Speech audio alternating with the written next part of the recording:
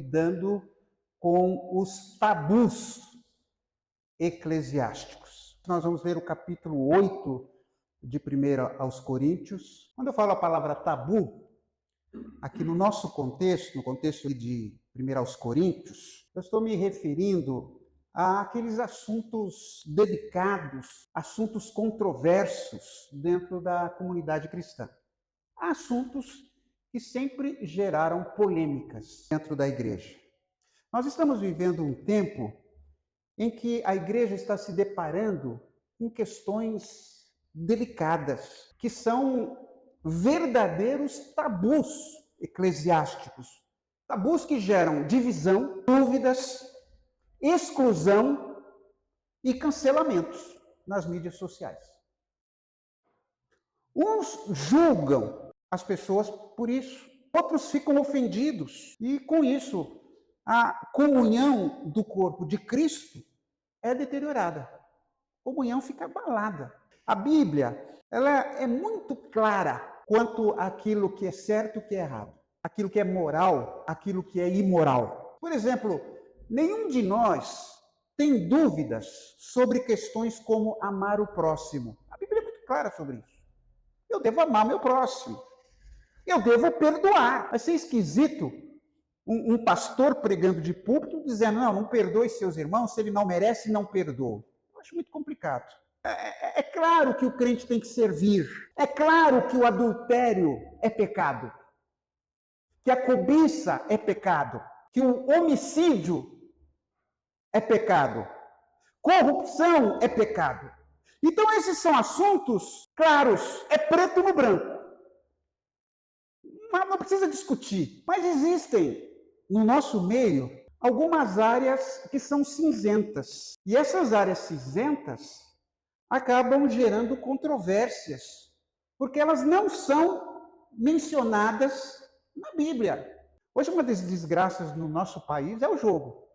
É uma questão de saúde pública. Há muita gente aí se enterrando por causa do jogo. Essa semana, eu creio que foi essa semana ou a semana passada, eu li de uma pessoa que matou a mãe, porque a mãe ficava no pé dele, porque ele jogava, e sei lá o que dele, matou a mãe. Essa questão do jogo, a gente nem fala muito em igreja. A gente fala muito de aborto, fala disso, daquilo, mas não fala de jogo. E o jogo é uma desgraça. Mas a Bíblia não menciona. E muitas coisas nem existiam nos tempos bíblicos, por questões culturais, por questões cronológicas, era um outro tempo. Também existia isso. Na Bíblia não fala, não assista à televisão, né? Ainda que assistir televisão, ainda em algumas comunidades é tabu. Não pode. Né? Alguns, como no meu caso, estão na igreja há muitos anos, desde que nasci, né? Eu cresci na igreja. Eu sempre digo, né? Eu nem sabia ler e já ganhei uma Bíblia de presente da minha mãe. Eu tinha uma Bíblia e um cantorzinho cristão. Eu sempre convivi nesse meio cristão. E eu já me defrontei com muitos tabus eclesiásticos, tabu de igreja. Por exemplo, trabalhar os domingos, ir ao teatro. Vi um quadro na cozinha lá de casa, quando era criança, o quadro dos dois caminhos. O quadro que fez muito sucesso. A pastora Lélia deve ter visto esse quadro. Havia o caminho estreito, todo mundo indo para a igreja, e o outro caminho tinha lá cinema, tinha teatro, e todo mundo ia para o caminho largo, porta larga. Tabu sobre ir ao cinema, assistir televisão, jogar bola de domingo, ir à praia, lá de biquíni, com as mulheres nuas lá na praia. Então, se uma música do mundo, eu enfrentei um monte de coisa. E quem é daquele tempo sabe disso. Né? Então, há tabus na igreja. Certas certas bebidas. Será que alguém vai para o inferno se tomar um copo de cerveja? É um tabu. É algo que está lá.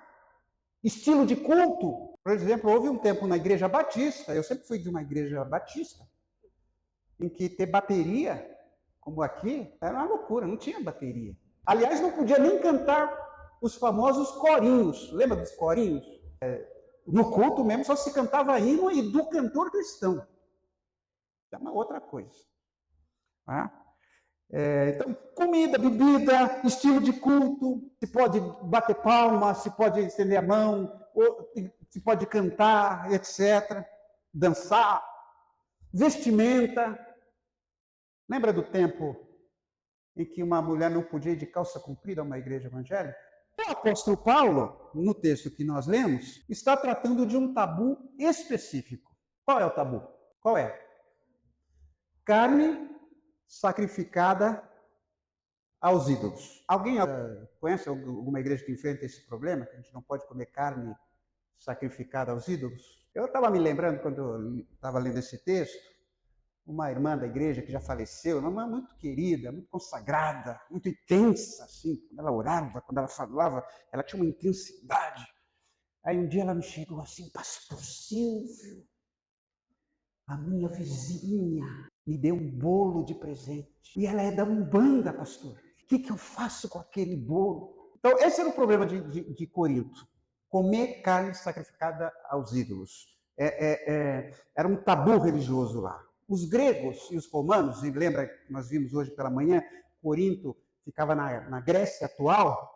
Os gregos e os romanos, eles eram politeístas, ou seja, eles criam em muitos deuses. Eles tinham um deus para cada coisa, ou um grupo de deuses, para cada circunstância, para cada necessidade, para todas as atividades que tivessem alguma importância, havia um deus.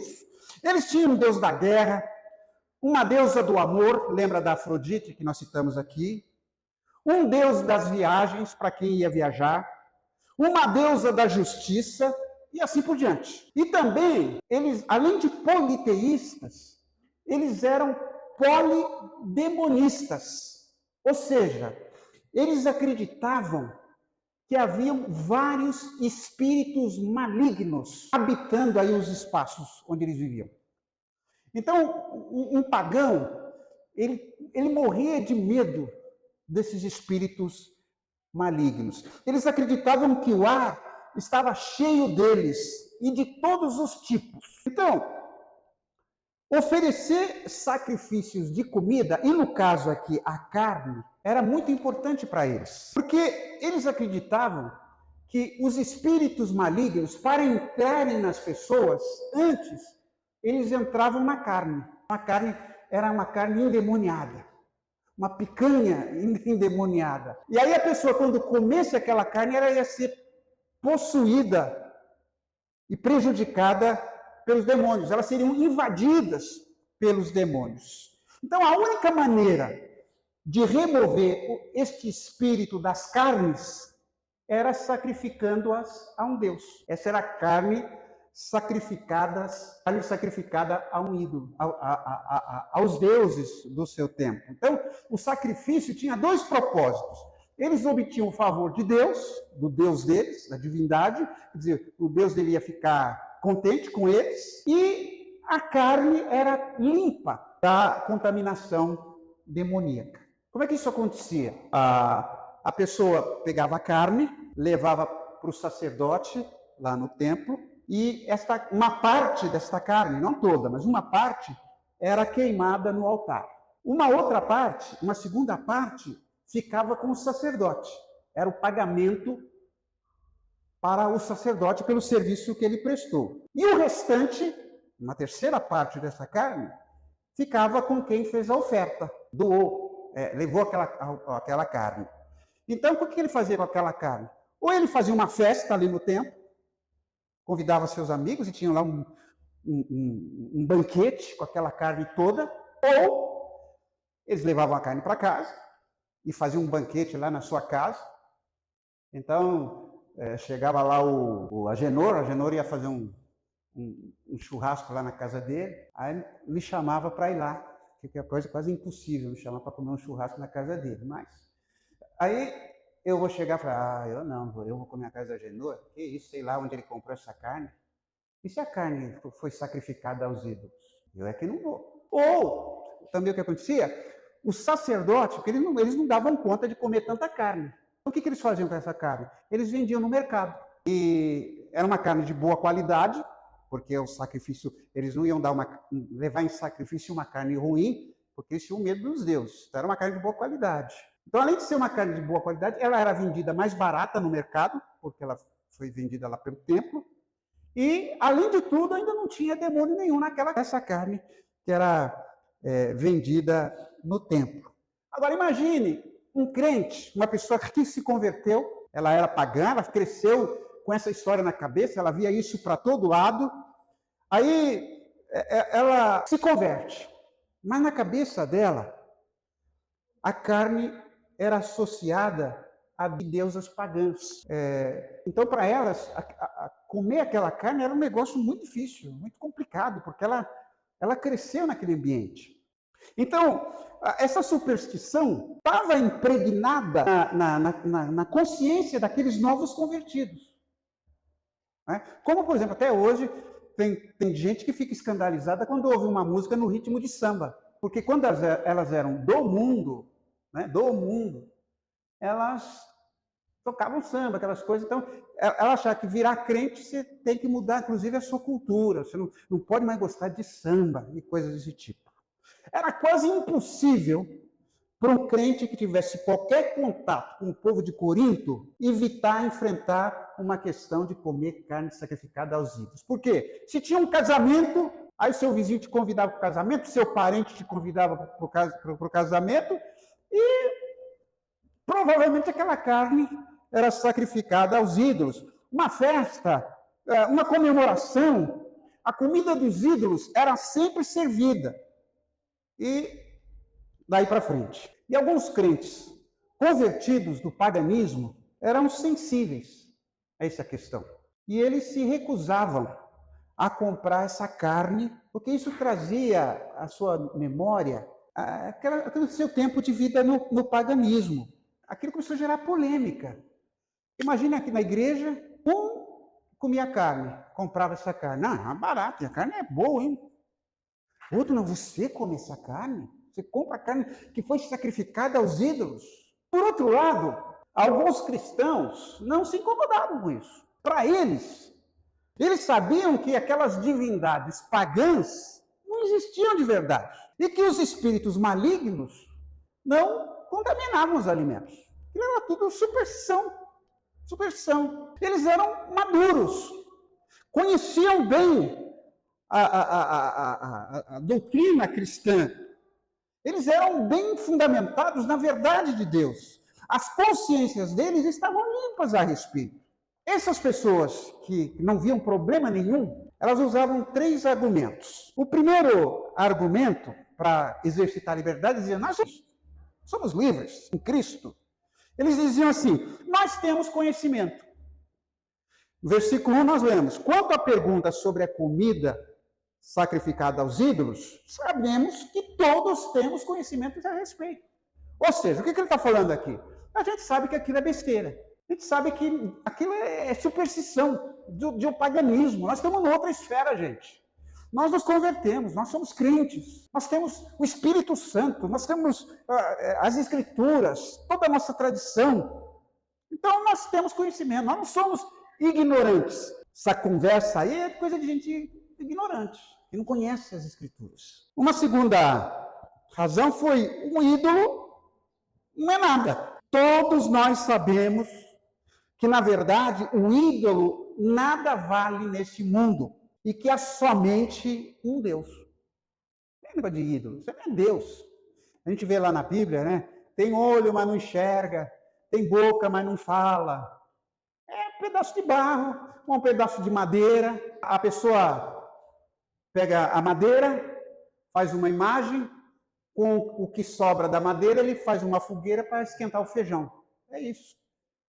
A gente sabe que isso não é nada. E outro argumento que eles davam é o seguinte: a comida não é um problema para Deus. Versículo 8. Não obtemos a aprovação de Deus pelo que comemos. Não perdemos nada se não comemos. E se comemos, não ganhamos nada.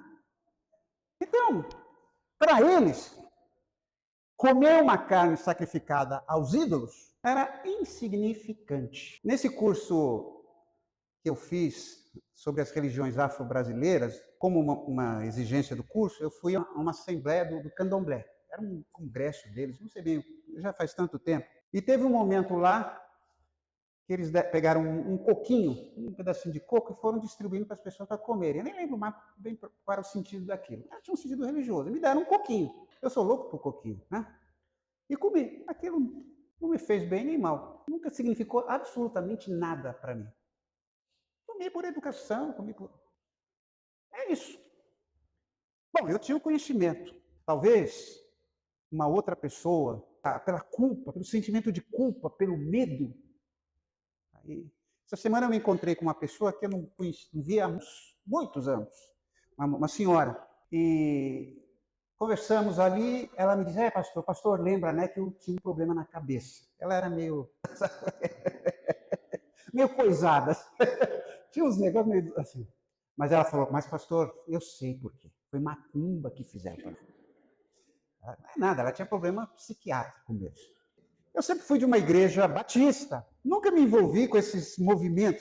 Já dei aula em seminário pentecostal. Uma vez eu cheguei num seminário para dar uma aula à noite, no seminário pentecostal. Eles estavam lá num movimento ungindo um trator. Aí eu falei, o que está acontecendo? Estão ungindo o trator. Tudo bem, mas isso para mim nunca fez muito sentido. É até bem coisa de batista mesmo. Nós somos assim. Mas nós vamos chegar mais para frente lá. Houve um bom tempo que os batistas conheciam bem a Bíblia. Hoje eu não sei mais. Eu cresci numa escola bíblica, estudando a Bíblia. Eu, com 16 anos, eu chegava do trabalho, épocas de férias na escola, eu chegava lá, ia para o meu quarto e ficava lendo livros de teologia sistemática. Hoje, escola bíblica, vá numa escola bíblica de igrejas batistas para você ver como é que é. Vai ver se tem frequência. Não tem. Tem pouca gente. Então, a gente, assim, por conhecer bem a Bíblia, a gente tem uma tendência, assim, a desprezar essas coisas. E era o que estava acontecendo lá em Corinto. Os que eram chamados os maduros, estavam, assim, coisa que desprezando aqueles que tinham uma consciência fraca, como diz Paulo. Eles não tinham conhecimento ainda. Porque eles foram criados pensando daquele jeito. Como é duro a gente mudar em coisas que a gente cresceu com aquilo. E aí, agora, é que entra a orientação de Paulo diante desse problema que a igreja estava enfrentando. Em primeiro lugar, ele fala, olha, gente, o conhecimento incha, o amor fortalece. Lá no versículo 1. Sabemos que o conhecimento traz orgulho, enquanto o amor fortalece. Então, muitos se agarram ao conhecimento teológico para justificar suas ações, esquecendo que precisa haver empatia para aqueles que estão aprendendo, para aqueles que são novos, ou para aqueles que não tiveram os mesmos recursos que você teve. Falta essa empatia no sentido de você se colocar no lugar do outro. Aquela pessoa que vive escandalizada, aquela pessoa que fica chocada com certas coisas. A maturidade cristã não se revela pelo conhecimento bíblico, mas na capacidade de amar, mesmo quando se sabe mais. Mesmo quando eu sei que isso é besteira, eu vou amar aquela pessoa. Por exemplo, uma das coisas que mais gera confusão em igreja, agora a pessoa já está mais acostumada em função das mídias, né? Mas é o estilo musical, certos tipos de música. Como eu citei aqui agora o Ieoa, né? Isso aqui é música do mundo, isso é uma música no estilo de samba, ou uma música que parece uma música afro-brasileira. Uma das coisas que eu sempre procurei ensinar na igreja, não existe música sacra. Não existe música sacra. Existe letra sacra. O que a gente deve levar em conta é o que a letra está dizendo. Há muita música que a gente acha que é música evangélica, mas tem uma letrinha que eu vou te falar. A letrinha é muito ruim, que não é sacra. Então, se a letra for boa, pode ser no ritmo que for. Pode ser que um especialista em música vá me contestar. Existe boa e má música. Não existe música do mundo. Existe música boa. E existe música ruim. Existe letra boa. Existe letra ruim. Então, a gente precisa explicar isso para as pessoas. Não é só cantor cristão. Não é só HCC. Não é só a música do... Sei lá, esses músicos evangélicos por aí. A música é ótima, de Chico Buarque de Holanda. Ensina, Gilberto Gil, coisas bonitas. Um segundo ponto que Paulo coloca, liberdade sim, mas com responsabilidade. Contudo, tenham cuidado para que a sua liberdade não leve outros de consciência mais fraca a tropeçar. Nós somos livres, mas a nossa liberdade não é absoluta. Nós podemos ter razão em um argumento, em um conhecimento, mas se a nossa atitude fere o nosso irmão, pecamos contra Cristo. E quando vocês pecam contra outros irmãos, diz o versículo 12, incentivando-os a fazer algo que eles consideram errado, pecam contra Cristo. Diz o versículo 12. Entende? Lembre-se que há pessoas com consciência fraca. Alguns acostumados ao paganismo associavam a carne ao culto idólatra. O irmão nos vê comendo aquela carne e se sente tentado a fazer a mesma coisa contra a sua consciência, nós estamos prejudicando ele. Então, a pessoa, ela decai na sua fé. Ela faz algo contra a sua consciência. E a consciência, nem toda consciência é perfeita, é evidente, mas a consciência é a porta pela qual o Espírito Santo entra na nossa vida. E se nós defraudamos a nossa consciência, aquilo que nós achamos certo, nós estamos pecando. Há muita coisa que eu faço hoje que eu não fazia há 30 anos atrás. Porque eu obtive... Agora, eu não faço nada que possa me deixar com sentimento de culpa. Irmãos, entendem isso? Então, eu preciso tomar cuidado nesse sentido. Há coisas que nós podemos fazer, mas nem tudo convém. Olha só o que diz 1 Coríntios 10, 23. Tudo é permitido, mas nem tudo convém. Presta atenção. Tudo é permitido. Nós somos livres, mas nem tudo é conveniente. Tudo é permitido, mas nem tudo traz benefícios. É isso daí. Paulo reconhece que os ídolos são nada. Então, comer carne sacrificada a eles não afeta espiritualmente aquela pessoa que entende isso. E essa liberdade, porém, não pode se tornar motivo de tropeço. Eu estou escandalizando meu irmão, estou enfraquecendo meu irmão, né? O problema é seu. Você que é ignorante, eu vou. Então não pode ser assim. Não estou entendendo? O que é liberdade para uns pode ser tropeço para outros. Por exemplo, irmãos discutem sobre o uso de tatuagem, sobre redes sociais, sobre assistir certos filmes. A questão não está na tatuagem, na rede social, no filme, mas na maneira como lidamos com aquilo à luz da consciência do outro. Eu sempre devo ler, os irmãos entendem? A minha liberdade vai até o ponto em que eu não estou prejudicando o meu irmão.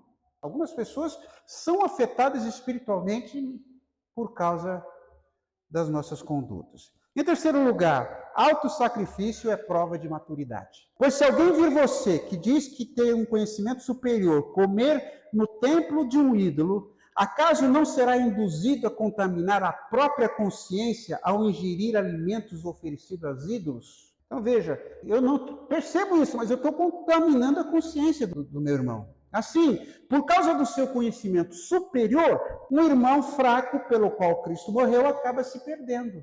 E quando vocês pecam contra outros irmãos, incentivando-os a fazer algo que eles consideram errado, veja isso, incentivando a fazer algo que eles consideram errado, pecam contra Cristo. Portanto, se aquilo que eu como faz o irmão pecar, nunca mais comerei carne, pois não quero fazer meu irmão tropeçar. Veja Paulo dizendo, eu vou me sacrificar. Nunca mais vou participar de um churrasco. Eu devo estar atento à sensibilidade do meu irmão. O John MacArthur, um escritor que morreu faz umas 2 semanas por aí, ele escreveu um livro, um comentário aos Coríntios, e ele oferece alguns princípios para a gente quando você tem dúvida. Quando eu estou com dúvida em alguma coisa. Algumas perguntas. A primeira pergunta, é necessário? Essa atividade ou este hábito que eu tenho, é uma coisa que é necessária ou é apenas... Isso é realmente importante? Talvez seja apenas um obstáculo que devemos abandonar voluntariamente. Lá em Hebreus 12:1, nós lemos assim, deixemos de lado tudo que nos atrapalha e o pecado que se agarra firmemente em nós e continuemos a correr, sem desanimar, a corrida marcada para nós. Nós estamos numa corrida. Vida cristã é uma caminhada. E se eu percebo que algo não é necessário na minha vida, eu vou deixar. É por isso que os atletas, né, eles usam roupas específicas. Você não vê um atleta correndo de agasalho. Ele não corre de terno. Ele se desfaz do que for necessário. Na vida nossa, há coisas que não são necessárias. E às vezes a gente cria problemas para nós e para os outros em função daquilo. Uma segunda pergunta. É conveniente? Já lemos aqui, né? Paulo dizendo, todas as coisas são lícitas. Eu posso qualquer coisa, mas nem tudo me convém. Isso. Então, o que eu quero fazer é útil? Ou é apenas um desejo? É conveniente para mim? Uma pergunta que a gente deve sempre fazer é o seguinte, o que Jesus faria no meu lugar? A Bíblia diz lá em 1 João, aquele que diz que permanece nele deve andar como ele andou. Há um livro que é um clássico da literatura cristã, Em Seus Passos que Faria Jesus, não é? Onde as pessoas procuravam em tudo perguntar, o que Jesus faria no meu lugar? Se estamos fazendo aquilo que Cristo faria, a nossa ação é lícita, é boa e justa. Uma terceira pergunta, quando você tem alguma dúvida, é exemplar? Estamos dando o exemplo certo para os outros, especialmente aos irmãos mais fracos? Eles serão capazes de nos imitar, seguir o nosso exemplo? Pode seguir meu exemplo. Isso é exemplar? Gosto muito de 1 Timóteo 4,12. Para os que creem, seja um exemplo na maneira de falar, na maneira de agir, no amor, na fé e na pureza. Seja um exemplo. Olha só, maneira de falar, na maneira de agir, no amor, na fé e na pureza. Uma outra pergunta. Contagia positivamente? Meu testemunho será ajudado ou prejudicado? As pessoas serão atraídas a Cristo ou se afastarão dele por causa do que eu estou fazendo? Eu estou contagiando bem? Puxa, eu quero ser igual você. Colossenses 4:5 diz assim, sejam sábios na sua maneira de agir com os que não creem. Aproveitem bem o tempo que passarem com eles. Olha só. Sejam sábios na sua maneira de agir com os que não creem. E aproveite bem o tempo que passarem com eles. E uma outra pergunta. Isso edifica? Como nós já vimos lá em 1 Coríntios 10:23, nem tudo traz benefícios. Eu posso tudo, mas nem tudo edifica. Nem tudo edifica. E uma última pergunta. Isso glorifica a Deus? O Senhor será exaltado e glorificado com aquilo que eu fizer? A glória e exaltação de Deus deve ser nosso objetivo supremo por trás de tudo que a gente faz. Lembra de 1 Coríntios 10:31. Quando vocês comem ou bebem, ou fazer qualquer outra coisa, façam tudo para a glória de Deus. Então, gente, evitemos julgar os que pensam diferente. Procuremos empatia, nos colocar no lugar das pessoas e diálogo. Explicar por que nós cremos assim, por que nós pensamos assim, por que você está errado. Biblicamente, nós temos recursos suficientes para isso. Outra coisa, o amor deve ser o filtro para todas as nossas decisões na vida. O amor. O que eu faço ou deixo de fazer, eu devo filtrar isso pelo amor. E uma questão, assim que eu deixei para o final, porque a palavra de Paulo se dirige aos fortes, aos que têm conhecimento, aos doutrinados. Até quando seremos crentes imaturos? Até quando eu vou me escandalizar com tudo? Eu já procurei entender por que eu fico chocado com isso. Eu acredito mesmo que essa carne tem demônio? Eu acredito mesmo que essa macumba vai me prejudicar? Vocês não estão entendendo? Porque eu já lidei com tanta gente que se escandaliza por tudo, e note que Paulo está falando de um único assunto. Hoje, os tabus incontáveis. Cada esquina, você está no ponto de ônibus, você está no seu trabalho, você está no mercado, e Sempre vai ter alguém que tem um pensamento diferente. Como é que nós vamos viver para agradar todo mundo? Então, a nossa postura na igreja deveria ser essa, deve ser essa, explicar. Não é atacar, não é zombar, não é instar, não é ficar orgulhoso, ser ignorante. Não, o nosso é explicar a razão da nossa fé. Por que nós não fazemos isso? Por que ninguém tem que passar no sal grosso aqui na igreja?